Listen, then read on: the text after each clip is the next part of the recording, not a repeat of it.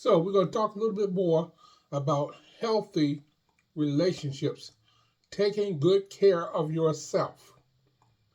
Taking good care of yourself means doing the things that are proven to render you in better mental, physical, spiritual health. There's a lot of talk about emotional health now, but emotional health is tied to those factors. For example, if you don't feel well, you have the flu or you have an ache or you have something going on with your body, your emotional health is not as it ought to be. It's something that's troubling your mind, a relationship. Your heart is broken, your spirits are down. Guess what? You're not in good emotional health or spiritual health. Now, when it comes to spiritual health, we don't tend to pay as much attention and give as much due diligence to our spiritual health as we should. Spiritual health depends on the relationship you have with your Maker. Now, that relationship, like any other relationship, depends on the level of communication, the free, candid flow of information back and forth between the parties. Now, most men, as you know, are the strong, silent type when it comes to personal issues. Most men, when it comes to broken relationships, they tend to be a strong, silent type. For example, the most common phrase, or one of the most common phrases is, "It is what it is. I made my bed head hard, I got to sleep. I can't change things. That was the past. There's nothing I can do about it." Okay, that is not in your best interest. What's in your best interest is to fix what you can and pray about the rest. Now let's go to our first and primary relationship. Did you know that at one time someone in your ancestry had free, open, back and forth communication with God? You've heard all these stories about that snake and the serpent and the apple and in the Garden of Eden with Adam and Eve, but that wasn't the whole story. The whole story is this, not was, is. The garden was created as the perfect atmosphere for mankind to live in. But that environment was ruined because of what happened in the communication between the parties. Once that horrible incident took place, communication changed between the parties.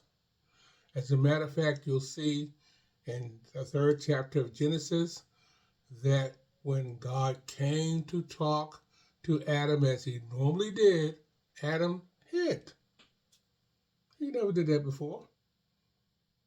And when he began to communicate with God in response to God's inquiries, "Adam, where are you?" In other words, "Adam, take a look at yourself. Where are you at? What's going on with you right now?"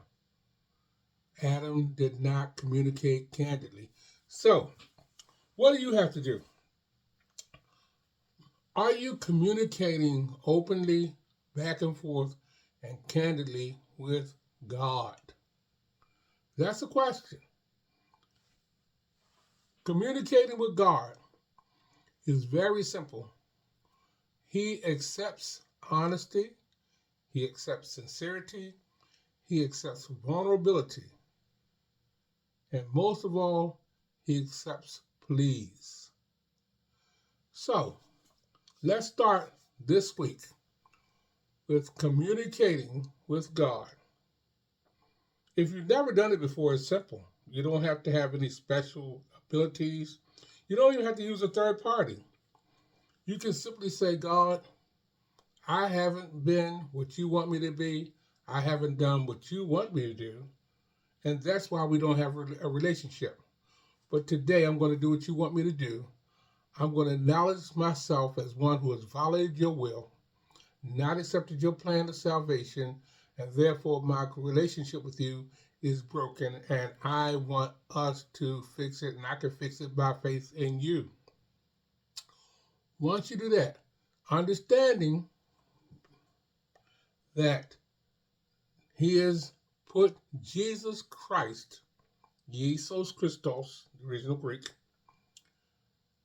as a mediator, not just a lamb, someone in place to take the debt and burden of all that you've done. He's initiated the process to open communication up with you again. He did that proactively. Without you even saying, thinking, wishing, hoping, he initiated the process for you to come back into communication with him. So, what are you going to do? Start communicating by saying, God, I accept your offer of forgiveness through your Son. If you've already done that, then say, hey, God, my Father, I want to have a deeper relationship with you. I want to talk to you more often. I'm not perfectly praying, but I'm going to talk to you. I'm going to tell you my needs. I'm going to tell you my hopes. I'm going to tell you my concerns, my fears, my anxieties. I'm going to cast all my cares on you. I'm even going to say thank you when you do something great, because I haven't always done it. I'm going to even say I'm sorry when I do something wrong, because I wasn't always sure you will forgive me. But I'm going to sincerely say I'm sorry.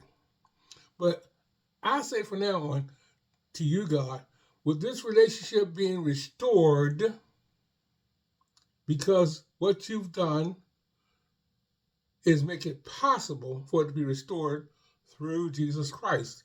I suggest you read Ephesians and Colossians, Romans. They all help you to understand it. And then understand this. From now on, if you are sincere, because God respects and accepts sincerity. He's never looking for perfection, because guess what? We can't offer it to him. We don't have it.